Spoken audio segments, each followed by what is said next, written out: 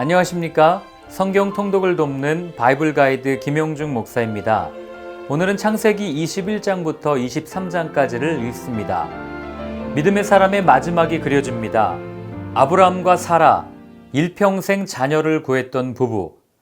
그들의 삶의 모습을 통해 우리가 할 수 있는 고백은 하나님께서 하셨습니다.입니다. 그들의 삶의 마지막이 어떠했는지 함께 살펴보겠습니다.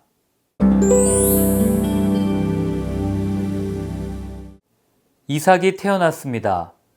갈대아 우르 땅을 떠난 지 25년. 아이를 낳은 아브라함의 머릿속에 그동안의 일들이 주마등처럼 스쳐갔을 겁니다. 드디어 주셨구나. 아브라함은 말씀대로 8일 만에 할례를 합니다. 성경은 이삭이 태어날 때 아브라함의 나이가 100세였다고 분명하게 기록하고 있습니다. 이것을 기록한 이유는 사람의 불가능을 가능하게 하시는 분이 하나님이심을 드러내므로 하나님께 소망을 두어야 함을 말해주는 겁니다. 이어 한 가지 사건이 터집니다. 아버지가 동생을 더 사랑하는 모습에 시기해서 그랬는지는 모르겠지만 이스마엘이 이삭을 놀린 겁니다. 이 갈등은 지금도 계속되고 있지 않습니까? 이삭의 후손인 이스라엘과 이스마엘의 후손인 아랍인들 사이에 벌어지는 갈등이 바로 여기서부터 시작된 겁니다.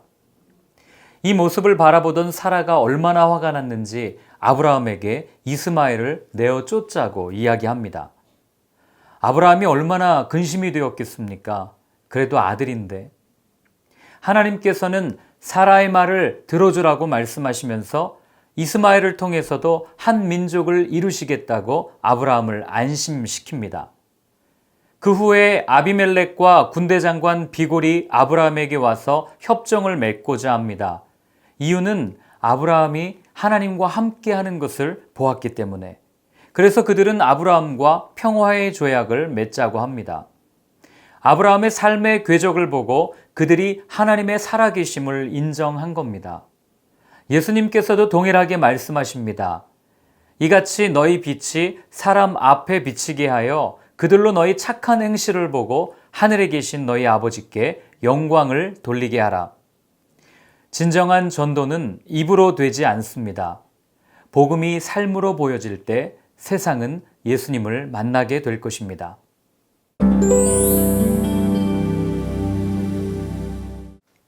도저히 이해할 수 없는 이야기가 펼쳐집니다. 그토록 기다렸던 아들인 이삭을 제물로 드리라는 하나님. 모리아 산으로 향하는 아브라함과 이삭. 3일 길을 가는 동안 아브라함의 마음이 얼마나 복잡했을까요? 10수년 동안 잘 키웠는데. 가는 길에 이삭이 아버지께 묻습니다. 아버지, 번제할 나무와 불은 있는데 양은 어디 있습니까? 이 말을 들은 아브라함의 마음이 어떠했을까요? 눈에 넣어도 아프지 않은 그 아들을 내 손으로 죽여야 한다니 말입니다. 다행히 아들 이삭을 묻고 번제로 드리는 순간 하늘로부터 소리가 납니다. 아버지가 아들을 죽이는 비극은 일어나지 않았습니다.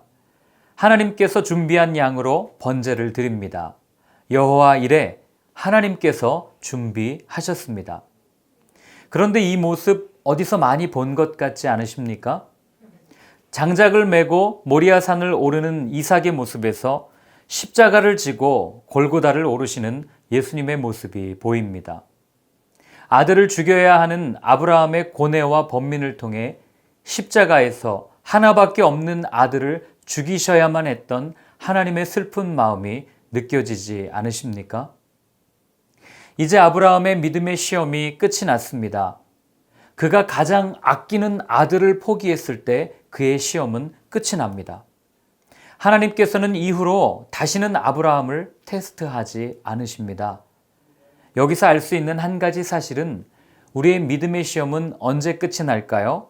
우리의 욕심을 다 털어놓을 때, 그리고 하나님의 말씀으로 우리의 마음이 온전히 채워질 때 끝이 난다는 것을 기억하시기 바랍니다.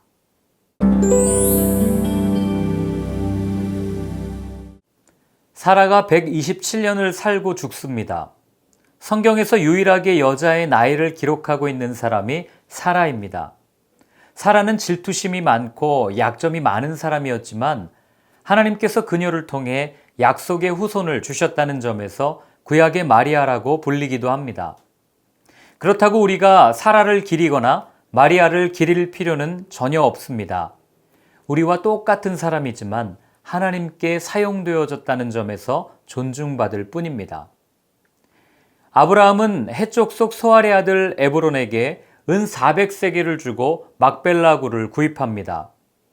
아브라함이 땅을 산 것이 아주 중요합니다. 이 사라의 매장지로 땅을 산 것이 아브라함의 노년에 일어난 아주 사소한 일로 말할 수 없는 이유는 바로 그 땅이 약속의 후손들에게 주어질 땅에 대한 예표이기 때문에 그렇습니다. 창세기 15장에 하나님께서 가나안 땅을 줄 거야 라고 하는 그 말씀의 성취.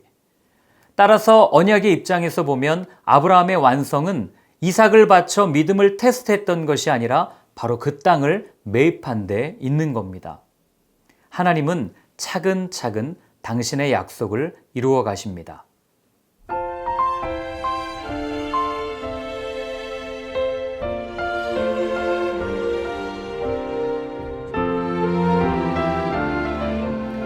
도대체 하나님의 테스트는 언제 끝이 나나 정말 너무 힘들다 생각이 들 때마다 아브라함의 이야기를 기억하십시오.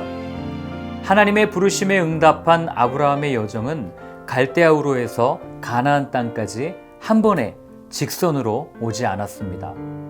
애굽에도 내려가고 가나안에 들어갔다가 올라갔다가 내려갔다를 반복하면서 마침내 가나안의 에브론을 구입했습니다. 그래서 아브라함의 가나안으로 향하는 여정은 천성을 향하여 나아가는 우리의 여정과 같다고 말한 겁니다. 너무 많은 어려움이 있다고 해서 너무 걱정하지 마십시오. 하나님께서는 사람이 감당할 수 있는 시험만을 허락하시고 피할 길을 내주십니다. 그렇기에 내가 넘어졌다고 해서 포기할 일도 아닙니다. 넘어지면 넘어질수록 눈을 들어 그분을 바라보십시오. 바로 거기에 우리의 희망이 있습니다.